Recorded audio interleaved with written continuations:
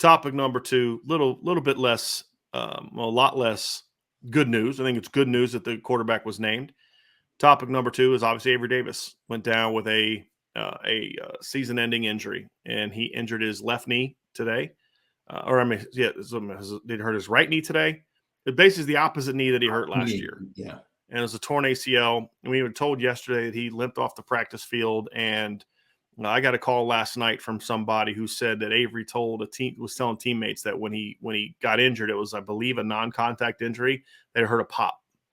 And so I was like, oh boy, that's not good. Hopefully he didn't. My prayer was like, it was in his head because of the way he hurt himself last year. But they got their news confirmed last night after the swelling went down there. We'll do an MRI, and he has a torn ACL. So he is out for the year.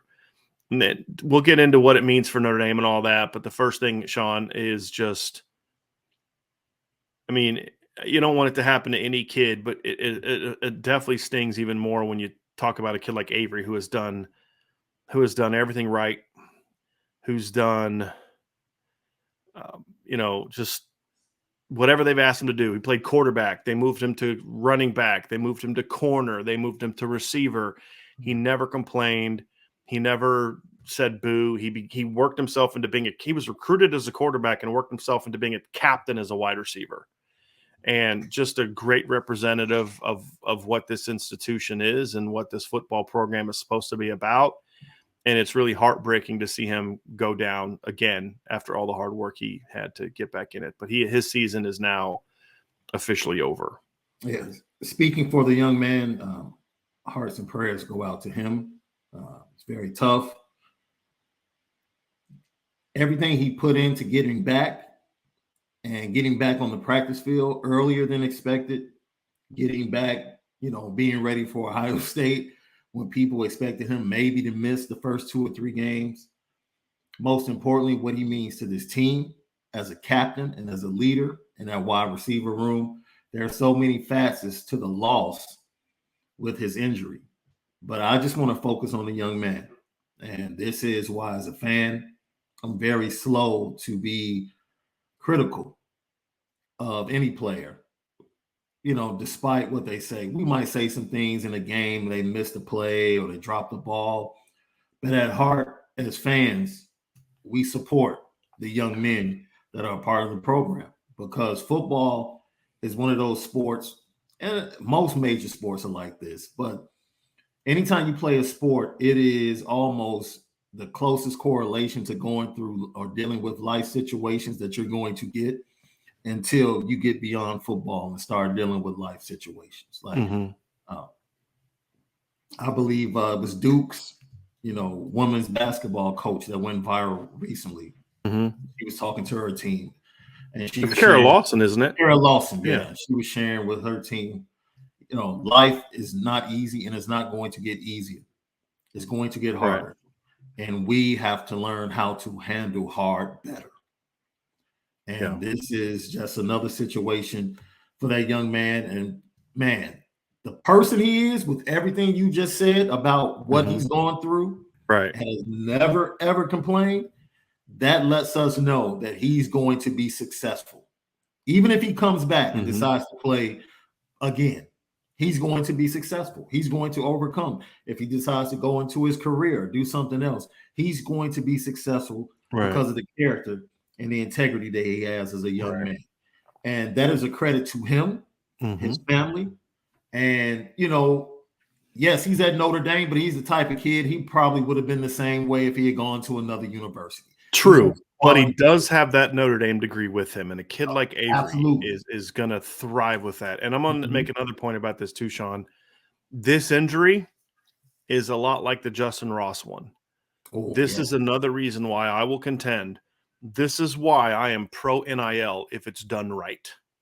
If NIL is done right, and it's not being done correctly right now, this is good for young people because Avery is a guy that had an NFL future. Now, would it have been as a middle round pick, a late round pick, an undrafted free agent? Yeah. Somebody was going to sign him and give him a chance to play professional football. That's going to be really hard to do now. Okay. Really hard to do now. And that's why I believe NIL is good for kids like him because he would have been able to not only walk out of Notre Dame with a degree, but also an opportunity to have something to say, hey, look, you were part of a bigger, aspect that really generated a lot of revenue to this sport, to this institution. And you were able to use your name, image, and likeness to kind of walk out here with a degree, with tons of learning experiences, tons of opportunities, tons of relationships, but also an opportunity to walk out with some money to say, hey, look, I can't play football, but I'm going to go start a business. And you know what? I've got a couple $100,000 that I earned over my career in NIL that I now have the seed money to go start that business if you're smart, right? And so those are the things that I think are why I'm a pro NIL guy if done correctly. Yeah. Done correctly doesn't mean you're using it to buy recruits. That's not doing it correctly. Right. Doing it correctly is taking care of the kids that you have on your roster now. That is correctly.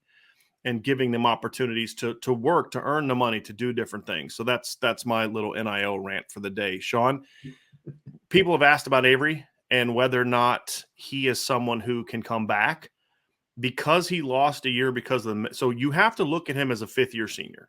Right. Because the 2020 season did not count for him. So you have to look at him as a fifth-year senior. And as a fifth-year senior, he is a kid who missed a season because of a normal red shirt, right? So he has an opportunity for a medical red shirt to be a sixth-year senior, which would technically be his seventh season at Notre Dame.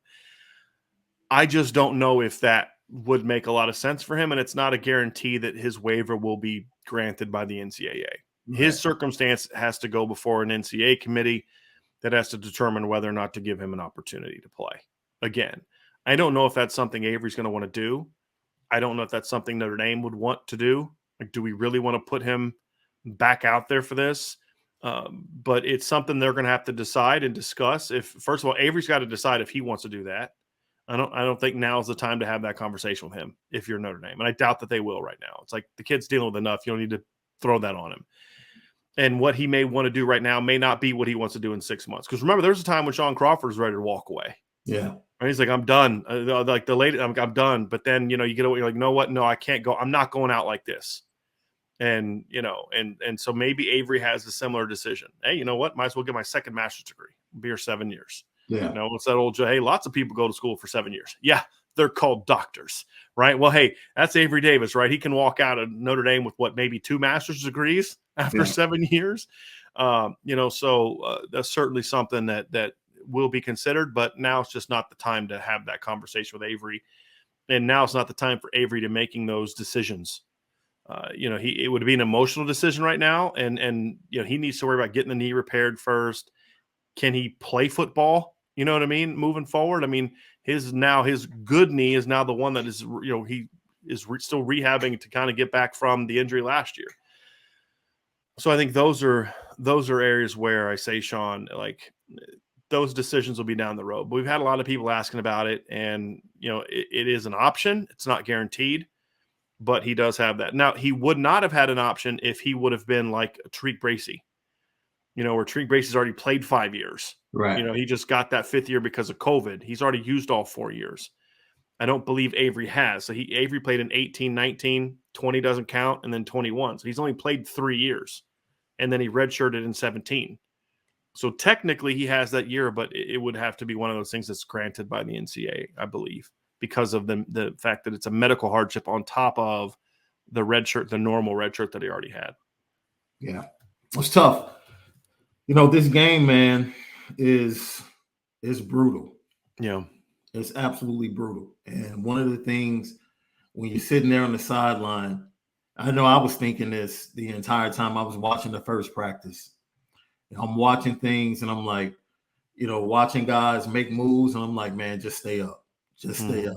Just stay up. Just stay up. Because we talked about health and how important it was for this team to get through fall camp healthy, and specifically at the wide receiver position, and how encouraged we were to see Avery Davis being a part of that top trio of receivers that went on the field with the first group coming back from that injury. And it's, Marcus Freeman said it the best. This is bigger than a loss at a position. This is one of our captains. Right. And one could argue part of the heart and soul of Yep. this team. So, I'm sure a lot of players are feeling it today and felt it yesterday, and they'll get back to it and rev back up, and their focus will start to be right back on Ohio State in September 3rd. Yeah. You Yeah. know? That's the game. I mean, that's what Yeah. you need to do. Yeah. And he'll be out there every day. Once he gets Yeah. the surgery and he's able to kind of get around, he'll be out there every day. Yeah.